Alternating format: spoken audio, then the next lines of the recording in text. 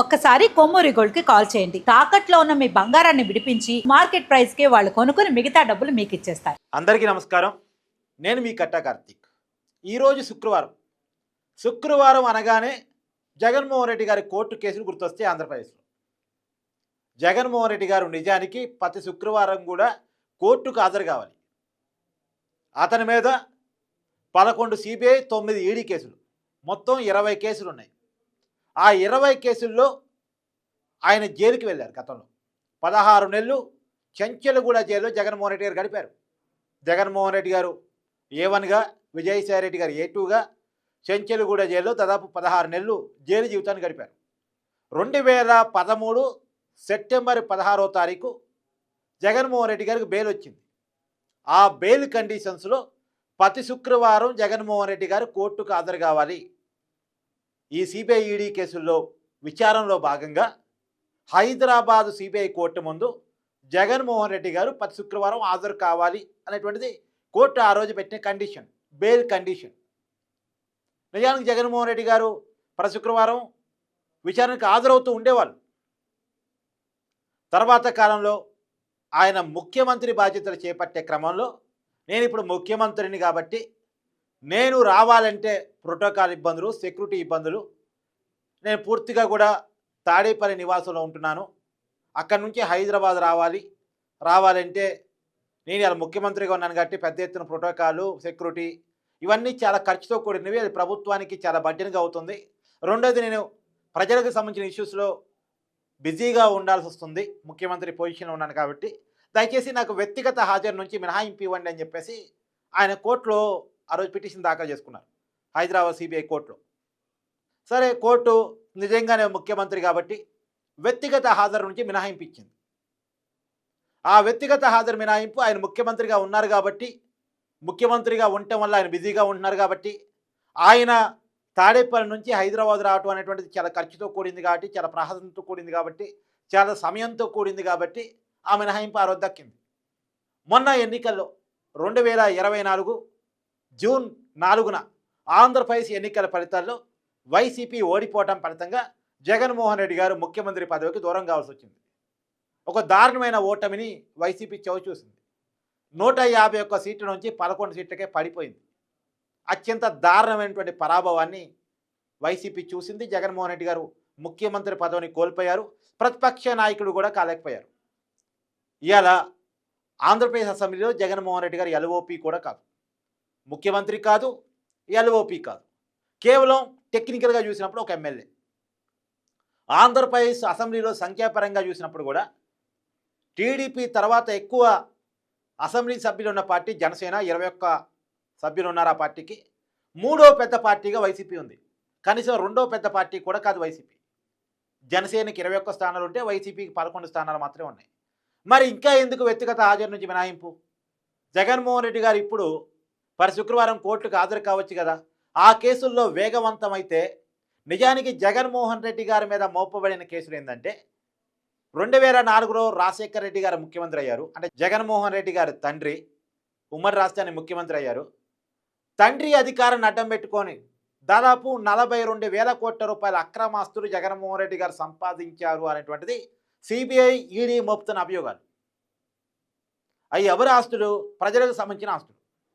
ఇప్పుడు ED మోపుతున్న, CBI మోపుతున్న అభియోగాలే కనుక నిజమైతే అవి ప్రజలకు సంబంధించిన ఆస్తులు. మరి ఆంధ్రప్రదేశ్ ప్రజలు మా ఆస్తులు మాకు ఇవ్వాలి కదా.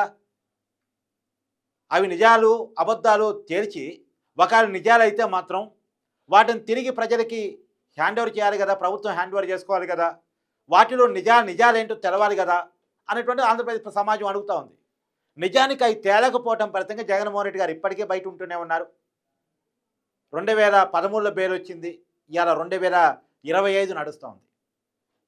అంటే దాదాపుగా 12-13 సంవత్సరాలుగా ఆయన బయట గడుపుతూ ఉన్నారు బెయిల్ మీద. ఆ కేసులు ఇంతవరకు తేలలేదు. ఆయన మరొకసారి ముఖ్యమంత్రి అయ్యారు. అప్పట్లో తండ్రి అధికారాన్ని అడ్డం పెట్టుకొని సంపాదించారు అనేది సిబిఐ ఈడీ మోపిన అభియోగం. ఇప్పుడు ఏకంగా ఆయన మొన్న 2019లో ముఖ్యమంత్రిగా ఎదిగారు. తండ్రి అధికారాన్ని అడ్డం పెట్టుకొని 42,000 కోట్లు సంపాదించడం కనుక నిజమైతే ఆయన ముఖ్యమంత్రిగా ఉండి ఇంకెంత సంపాదించుంటారు ఆ మైండ్ సెట్ ఉన్నోళ్ళు. రెండోది, ఆయనకు క్లారిటీ ఉంది, నేను ఇన్ని సంపాదించినా నన్ను చట్టం ఏం చేయలేకపోయింది కదా, ఎంక్వైరీ సంస్థలు నిర్ధారించలేకపోయినాయి కదా. మహా అంటే కొన్నాళ్ళు జైలుకి పోతాం, ఏమవుద్ది అనేటువంటి ఒక ఆలోచనకి ఒక నిందితుడు వచ్చే అవకాశం ఉంటుంది కదా. ఈ అవకాశం కలగటానికి ఉన్న కారణం ఏంటి? సిబిఐ, ఈడీ త్వరితగతిన కేసులు తేల్చకపోవడం.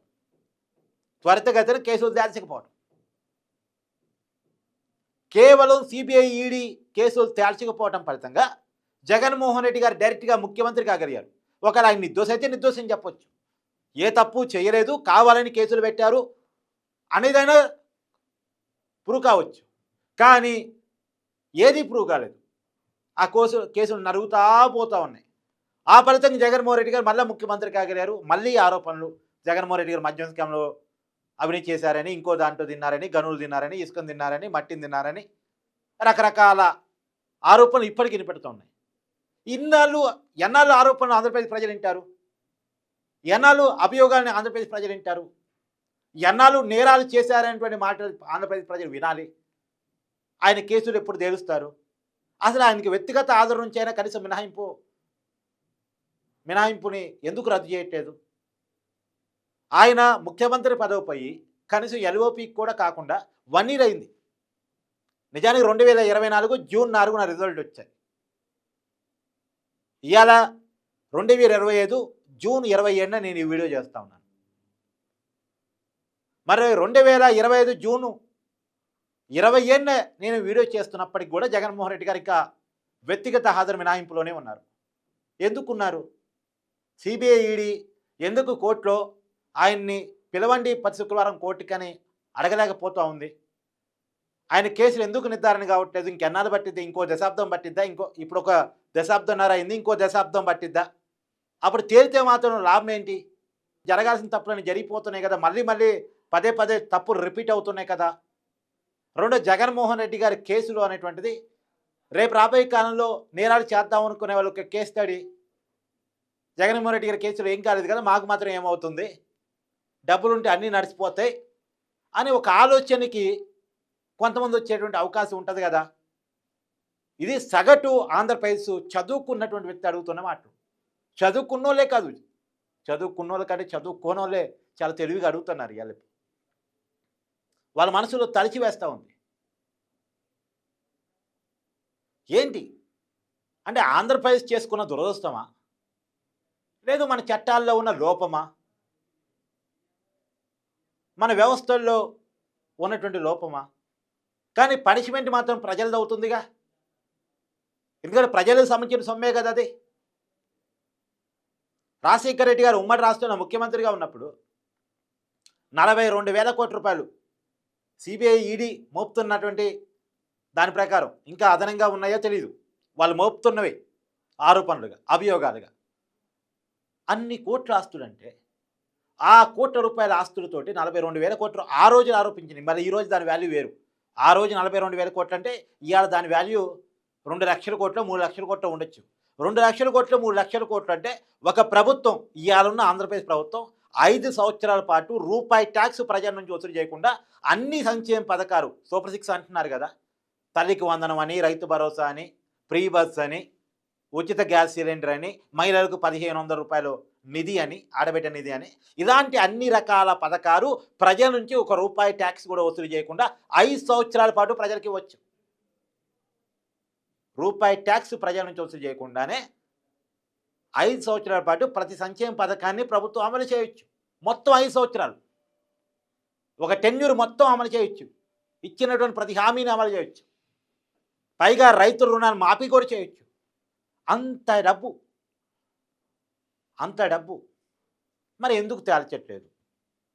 తేల్చకపోవటం ఫలితంగా మళ్ళీ నేరం జరిగేటువంటి అవకాశం ఉంటుంది కదా. ఇలా ఒక దొంగ ఉన్నాడు, పట్టుకున్నారు, జైలుకి వెళ్ళాడు, రిమాండ్ మీద జైలుకి వెళ్ళాడు, సరే బెయిల్ మీద ఏదో ఒక రోజు బయటకు వస్తాడు, ఆ కేసు తేల్చబడట్లేదు. ఒక స్థాయి దాటిన తర్వాత దొంగకి ఏమనిపిస్తుంది? ఏం తెలిచారు పోలీసులు, తేల్చలేకపోతున్నారు, మళ్ళీ దొంగతనం చేద్దాం. ఏముంది, మళ్ళీ నాకు 14 రోజులు 15 రోజులు రిమాండ్ వేస్తారు, లేదా 2 నెలలు 3 నెలలు జైలుకి వెళ్తాల్సి వచ్చింది, తర్వాత బెయిల్ మీద బయటకు వచ్చి మళ్ళీ అదే కంటిన్యూ అవుద్ది కదా. తప్పు జరిగినప్పుడు పనిష్మెంట్ లేకపోతే, తప్పు జరిగినప్పుడు నిర్ధారణ లేకపోతే ఆ తప్పు రిపీట్ అయ్యేటువంటి అవకాశం ఉంటుంది కదా. ఇప్పుడు అదే ప్రశ్న ఆంధ్రప్రదేశ్లో సగటు పౌరుడు అడుగుతున్నాడు. దీనికి సమాధానం ఎవరు చెప్పాలి?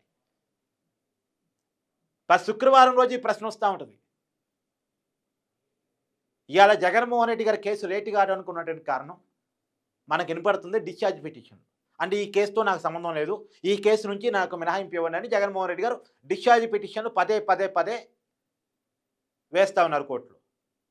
ఆ డిశ్చార్జ్ పిటిషన్కు సంబంధించి వాదనలు వినేలోపు ఆ వాదనలు విన్న జడ్జి గారు రిటైర్ అయిపోవటం, లేదా బదిలీ కావటం, ట్రాన్స్ఫర్ కావటం ఇది జరిగిపోతుంది.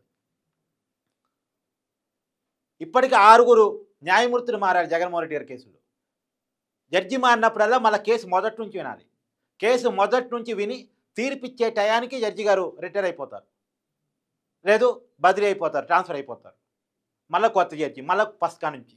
ఇక్కడ దీనివల్ల జగన్మోహన్ రెడ్డి గారి కేసులు లేట్ అవుతున్నాయి అనేది మనకి వినపడుతున్న చర్చ. కానీ దీని మీద రివ్యూ జరగాలిగా. ఎక్కడ పొరపాటు జరుగుతుంది? ఒక కేసును తేల్చలేకపోతుంటే నేరం మళ్ళా జరుగుతుంది. అది ప్రజలకు సంబంధించింది, కోట్లాది మంది ప్రజల ఆస్తి. అది కోట్లాది మంది ప్రజలు అనుభవించాల్సిన ఆస్తి ఒక వ్యక్తి